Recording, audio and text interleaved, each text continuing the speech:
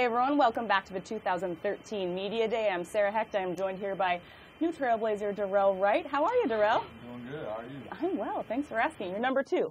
How many stations have you been to so far? I think this is like my 5th one. You know, being one of the older guys around here, you get, a lot of seniority, so I get the chance to knock a lot of them out. Yep, just something. Yeah, we should probably put a microphone on you. That would be a good idea. We're dropping the ball here already. That's right. So how's your summer been going? I mean, as a veteran, we hear a lot about, the rookies and stuff and what they're working on. They're really active on Twitter. I know a lot of your Twitter stuff is has to do with your foundation. Yeah. But what have you been working on during this summer to improve your game?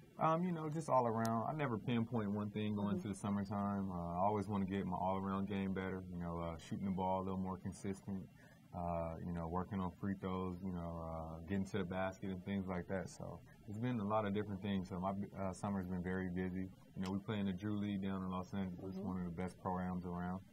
And, a lot of talent comes through there. So the things we work on during the week, you have an opportunity to work on those things on the weekends at the Drew League. So that's a longer form of, it's not the summer league, but it's a longer form of playing. Do you guys practice and stuff? How does that work? No practice. There's a lot of professional athletes.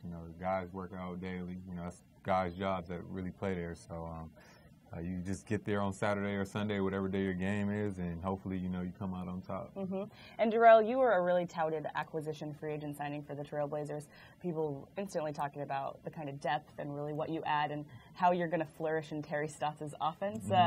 In thinking about that and kind of having it sink in, how are you feeling about your decision to come to Portland, and what do you think you're going to be adding this season? I think it was a great decision.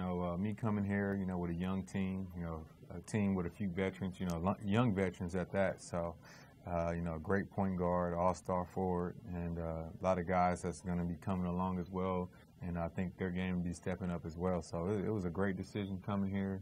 I don't regret it at all. I'm really looking forward to it.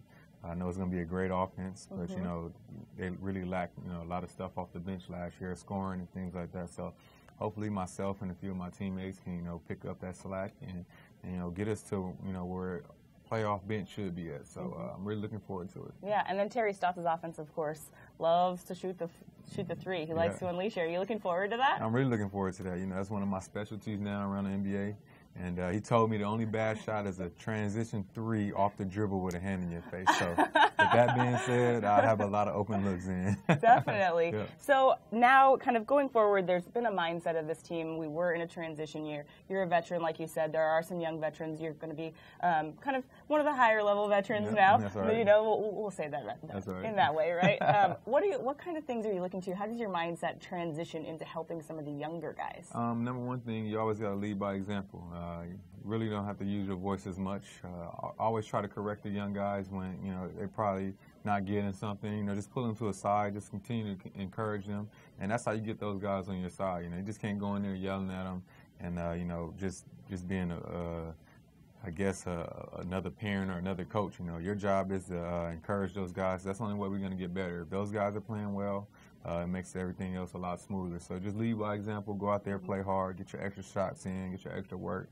And when they see veteran guys, that's been around this league for a long time, they're like, man, they're doing it. I'm young enough. I should be doing the same thing. So you lead by example. Go out there and play hard and leave it out on the court each and every night. Those guys are falling in line. Yeah. And have you been here for the voluntary workouts? Yeah, I've been here for a month now. So how are those going, by the way? They've been going real well.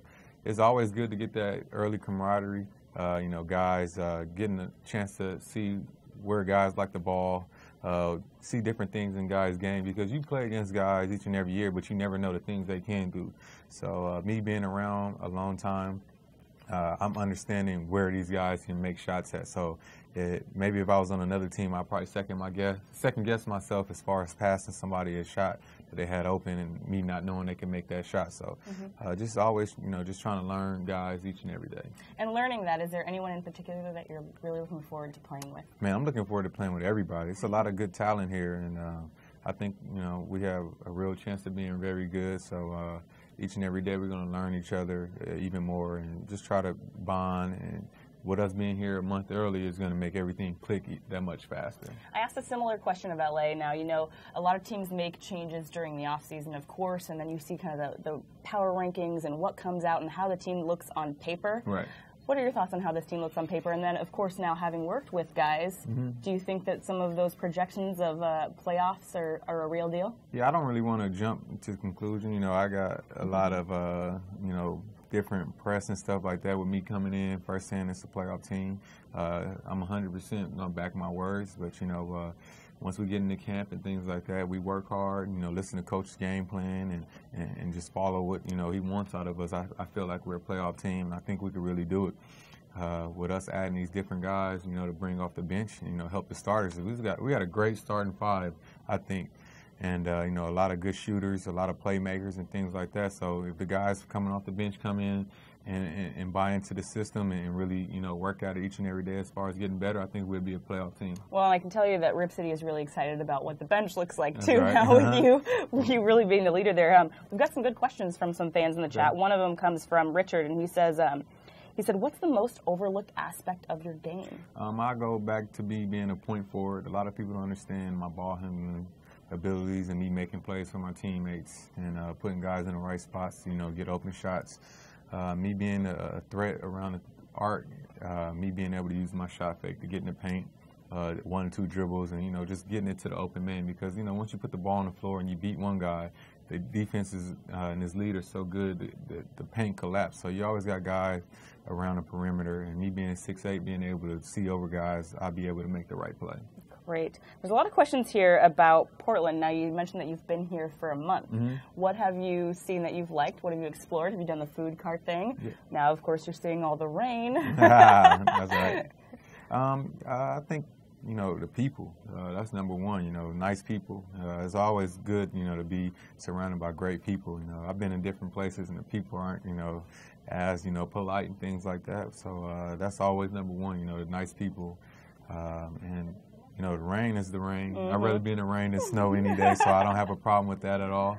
And, the food is awesome here. I've been trying a few different spots, and I say 2 thumbs up for the food so far, so that's great. Good. And then, of course, you're fairly active on Twitter. How have the fans been to you on Twitter? Anything standing out to you? Just the fact that they're ready for the season to get started. They're happy to have me here, and I'm happy to be here as well. And I already know these are some of the greatest fans in the NBA. And I played a few other places, and here, and I say Golden State, has had great fans, but I'm really liking the fans that's here, though. So, And you're going to be doubly appreciated here in Rip City because you are so involved in the community. Right. And that's something that in the culture of Portland we really, really adore. Can you tell us a little bit about your involvement and your foundation? Yeah, this is my 4th year going into my foundation, the D. Right Way Foundation, and we really target, like you said, the community, inner city kids, the less fortunate kids, senior mother homes, all the things that I had to grow up with.